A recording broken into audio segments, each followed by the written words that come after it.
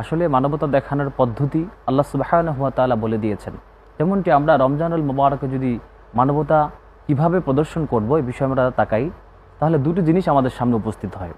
এক নম্বর হচ্ছে জাকাতের প্রথা, দুই নম্বর হচ্ছে সদকাতুল ফিতর। এই দুইটি পদ্ধতি আল্লাহ সুবহানাহু ওয়া তাআলা কেন দিয়েছেন? আল্লাহ তাআলা অসংখ্য জায়গায় ওয়াকিমুস সালাহ ওয়া আতুজ যাকাত, জি যেখানে নামাজ কায়েমের জন্য বলেছেন, আল্লাহ সুবহানাহু ওয়া তাআলা সেখানে জাকাতের কথাও বলেছেন। জি শুধু তাই নয়, রমজানুল মুবারক এমন একটি মাস, পবিত্র মাস, যে মাসের মধ্যে মানুষকে সাহারি করতে হয়, ইফতার করতে হয়, সারাদিন না খেয়ে থাকতে হয়, এবং যখন দিন ঘনিয়ে রাত আসে তখন তাদের ভালো মন্দ কিছু খাবার তাদের প্রয়োজন হয়।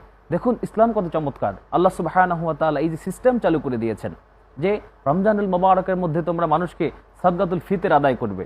আচ্ছা, কেউ কেউ বলতে চায় যে হচ্ছে শুধুমাত্র সম্পদ দ্বারা ফিতরা দেওয়া যাবে, টাকা দ্বারা দেওয়া যাবে না। এ সম্পর্কে আপনি কিছু বলবেন কি? না, আসলে হানাফি ফিকহের মাসালা অনুযায়ী সম্পদ দ্বারা, অর্থাৎ আপনার দিনার দিরহাম বলেন, এরপরে পনির বলেন, যে গম, কিসমিস কিসমিস, বলেন, যেগুলো খেজুর কিতাবের মধ্যে বলেন। বলা রয়েছে, জি। এগুলোর মাধ্যমে দেওয়া যাবে।